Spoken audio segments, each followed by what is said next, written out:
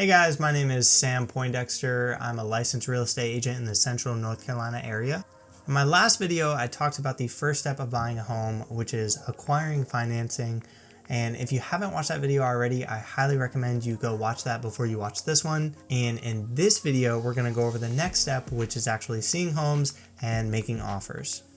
So the first thing I like to do in this step is to jump over to the computer here. And I like to start with this tool here that looks at the entire MLS. It gathers all the data from previous sales. As you can see, we have the entire MLS here on this yellow line. And I like to take the data that my clients give me and search it on the MLS. Let's say we start out here. I have a client that is searching in the Cary area. So what I'm going to do is search the city of Cary. So as you can see, it populated the Cary line here. It's the green line. And my client also told me they would like a single family home. So I'm going to go ahead and select that one as well. They also are looking for 4 bedrooms or more. So I'm going to click that, and 2 bathrooms or more. Now I don't want to get too specific on this because I want the tool to have enough data to look at. So as you can see here with that data, we can see that the average sale price is going to be $545,000. As you can see, this is March of 2024. I'm currently in April of 2024, so this is last month's data. And as you can see, just December of last year, it was $482 for this same style of home in this area. But as of right now, the average sale price is going to be $545,000. So I can look at that data and determine whether or not my clients are going to have a difficult time finding what they're looking for, or if it's going to be easy. So if my clients came to me and they said their max budget was $475,000, then I can look at this data and tell them, listen, if we get a home that meets all of that criteria in that area for $475,000, chances are it's either going to need a lot of cosmetic work. There's going to be a lot of upfront cash that you're going to have to dump into the property, or the sellers just listed it really low and there's going to be a lot of competition, which is going to drive that price over the $475,000 range anyway. So we may need to look in other surrounding areas, maybe change the size of the home. But if my clients came to me and their budget was $575,000, then I can look at this and say, awesome, great. You guys are being super realistic and we shouldn't have any trouble finding what you're looking for. I like starting with that tool so we can get an idea of what we're looking for, if we know we're being realistic or if we're being super unrealistic.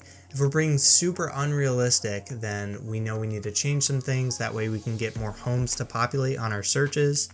But now that we've done that, we can use our search engine of choice, whether that is RaleighRealty.com, Zillow, Realtor.com, whatever. Use that, search the entire market, look for the home that you want. And once you've picked about 3 to 4 homes that are your absolute top, we can schedule showings and go out and see the properties in person. Now, the reason I say 3 or 4 or 2 to 3 in that range is because usually, especially with resales, when you're going to see these homes in person, you have to keep in mind that you are kicking the sellers out of the house while you are in there seeing it. And if they're living there, that can be a little minor inconvenience. I know they're selling their home and they'll do probably whatever it takes to sell the home, but it's still nice to be courteous. So just keep that in mind and let's stick to 2 to 3, maybe 3 to 4 homes to go see. Make sure those are absolute A's, homes that you have fallen in love with on paper, and homes that theoretically you could see yourself living in.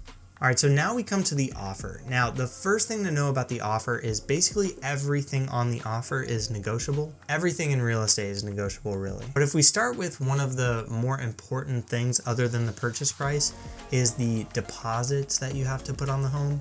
Now, I talked about this in my last video just a little bit, but there are 2 deposits. There's due diligence deposit and there's earnest money deposit. So I've drawn this timeline here starting with the contract date. So that is the date that the sellers and the buyers agree to a contract.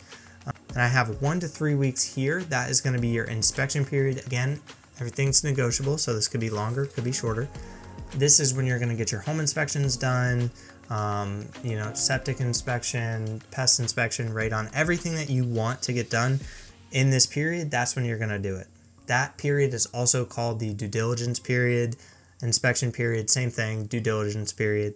So here the due diligence inspection period ends, and then from there, Typically 1 to 2 weeks. You're going to have your final walkthrough after that period, and then 1 to 3 days after the final walkthrough, you're going to close. So when do you give these deposits, and when are they due to the seller? Well, for starters, due diligence is going to be due immediately upon contract. So as soon as you go under contract, you need to give that due diligence check to the sellers. Earnest money is also due at contract.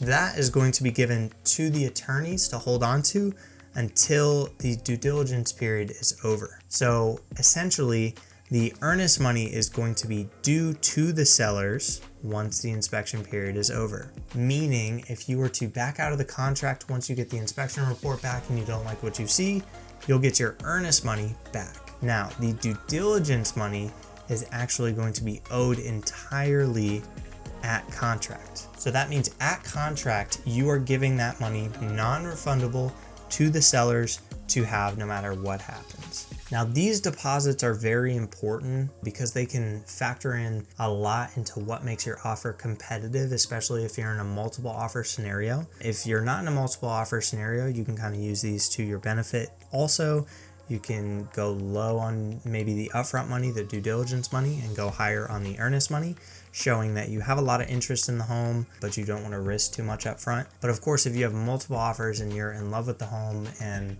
this has happened before, but if there's 15 other offers, maybe that due diligence money goes up a little bit to an uncomfortable territory. It happens all the time. It's not something necessarily that I like to deal with as a realtor. I know my buyers don't like to deal with it, but it just is a part of the industry. Now, like I said, everything on the offer is going to be negotiable. So, you can throw things on there like the refrigerator. If you want the washer and dryer, you can put that on the offer. Let's say they have a workout set in the garage, you can put that on the offer if you'd like. If you'd like to move into the home early, maybe before you close, maybe 2 to 3 weeks, and you want to be a tenant of the seller during that period, that's also a part of the offer you can do. Now, there are many addendums that you can add to the original offer, which I'll put on screen here. These addendums can cover a wide range of scenarios. So just talk with your realtor on what exactly you're looking for, or maybe what you're looking to negotiate, and we can come up with a plan for you. All right, so now that you've come up with all the specifications of your offer that you want to put in there, you'll go ahead, tell your realtor, they'll go ahead and write that offer up. You'll sign it,